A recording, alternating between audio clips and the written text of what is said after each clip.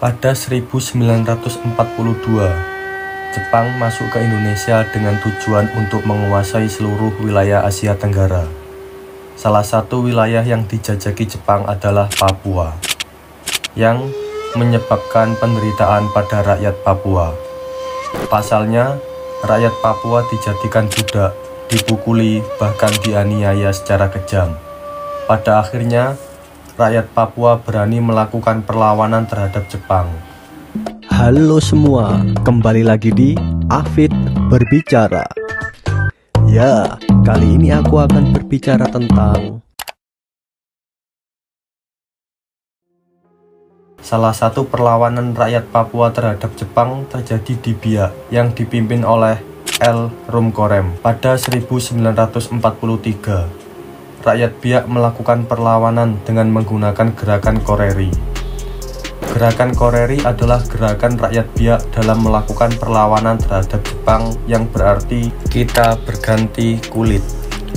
Koreri sendiri berasal dari dua kata dalam bahasa Biak, yaitu ko yang berarti kita dan reri yang berarti ganti kulit. Kendati demikian, rasa berganti kulit tidak dalam arti sebenarnya, tetapi sebuah kiasan yang bermakna kehidupan bahagia yang abadi selamanya. Perlawanan dan pemberontakan rakyat Biak terhadap praktik pendudukan Jepang yang dikomandoi oleh L. Rumkorem menerapkan strategi perang gerilya. Strategi ini dilakukan karena rakyat Biak tidak memiliki persenjataan yang mumpuni untuk melawan Jepang. Meskipun banyak yang menjadi korban, rakyat Biak tetap tidak menyerah. Pada akhirnya, strategi perang gerilya mampu membuat Jepang kewalahan dalam menghadapi perlawanan rakyat Biak. Kegigihan mereka pun berbuah manis. Di bawah pimpinan L. Rumkorem, Biak menjadi daerah pertama di Indonesia yang terbebas dari penjajahan Jepang. Gerakan Koreri juga berlanjut di daerah-daerah lain di Papua, seperti Manokwari, Sorong, dan Jayapura. Selain gerakan Koreri, rakyat Papua juga melakukan perlawanan terhadap Jepang di daerah Sarmi, yang terletak di pantai utara Papua. Lantas, kenapa Jepang tinggal di Sarmi? Daerah Sarmi menjadi daya tarik tersendiri bagi Jepang, sehingga mereka pun mendatanginya dan berencana menjadikan wilayah itu sebagai basis pertahanannya. Awal kedatangan Jepang disambut dengan baik oleh masyarakat setempat. Namun, pada akhirnya, sambutan baik rakyat dibalas dengan kekecewaan dan penderitaan. Pasalnya, Jepang kerap melakukan penindasan yang kejam terhadap penduduk Sarmi. Penduduk Sarmi dikerahkan untuk mengerjakan proyek pembangunan jalan raya dan lapangan udara oleh Jepang. Agar pembangunannya cepat selesai, Jepang memerlukan banyak tenaga kerja dan menjerumuskan rakyat Sarmi ke dalam kerja paksa atau romusa. Semua tindakan yang dilakukan Jepang saat itu membuat penduduk Sarmi geram dan pada akhirnya mulai melakukan perlawanan. Perlawanan rakyat Papua di Sarmi diperkirakan terjadi pada 1944.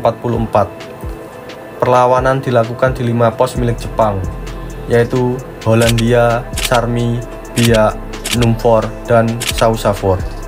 Dari kelima pos tersebut, diketahui ada sekitar 2.119 tentara Jepang yang dibunuh oleh penduduk Papua. Di tengah masa perlawanan, Sekutu kembali ke Indonesia dan berusaha menendang keberadaan Jepang di tanah air. Rakyat Papua yang masih menyimpan dendam terhadap Jepang pun ikut membantu Sekutu untuk melawan pasukan dari negeri Sakura tersebut. Pada akhirnya, Jepang berhasil ditaklukkan dan perlahan-lahan mulai meninggalkan daerah Sarmi.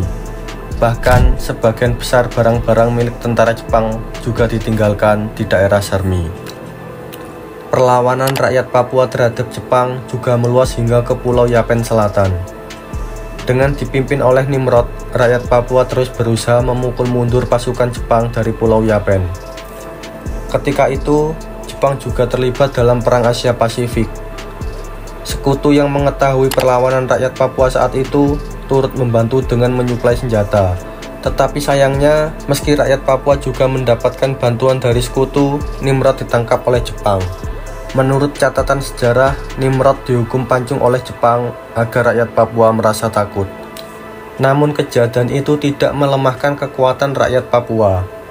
Setelah Nimrod gugur, muncul pimpinan baru yaitu Silas Papare. Bersama dengan Silas Papare, rakyat Papua terus melawan Jepang. Apa alasan Silas Papare melakukan perlawanan? Meskipun Silas Papare bekerja untuk Belanda, Silas Papare tidak pernah rela tanah kelahirannya diduduki bangsa penjajah. Oleh karena itu, setelah mendengar Indonesia telah memproklamasikan kemerdekaannya, ia segera keluar dari pekerjaannya. Silas Papare pun kemudian melakukan perlawanan terhadap Belanda untuk mempertahankan kemerdekaan Indonesia. Pada Desember 1945, Silas Papare bersama dengan para pemuda Irian Barat bergabung dalam Batalion Papua. Atas saran dari Silas Papare, mereka langsung menyusun strategi untuk melakukan pemberontakan terhadap Belanda.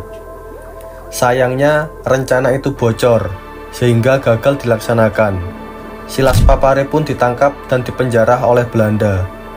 Namun, setelah bebas, ia kembali merencanakan pemberontakan, tetapi gagal dan ditangkap lagi. Dengan semangat juangnya, dia berusaha untuk mempertahankan kemerdekaan tanah kelahirannya. Silas Papare berupaya memperjuangkan integritas bangsa Indonesia. Langkah yang diambil Silas Papare untuk mewujudkan tujuan tersebut adalah mendirikan Partai Kemerdekaan Indonesia Irian atau PKII pada November 1946. Hal ini membuat dirinya kembali ditangkap oleh Belanda untuk ketiga kalinya. Namun, berkat kelincahannya, Silas Papare berhasil kabur ke Yogyakarta. Di Yogyakarta, ia membentuk Badan Perjuangan Irian pada Oktober 1949, guna mengakhiri kekuasaan Belanda di tanah leluhurnya dan mempertahankan kemerdekaan Indonesia. Setelah perjalanan yang alot dan panjang, perjuangan Silas Papare berbuah manis. Pada 1 Mei 1963, Irian Barat resmi menjadi bagian dari NKRI.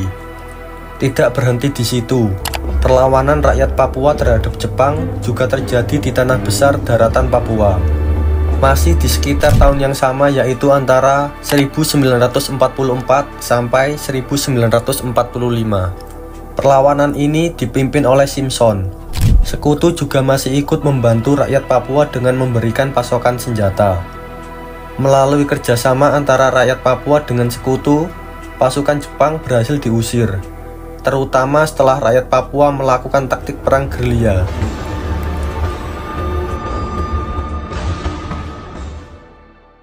Apabila ada salah eja dalam penyebutan nama, koreksi di kolom komentar ya guys. See you.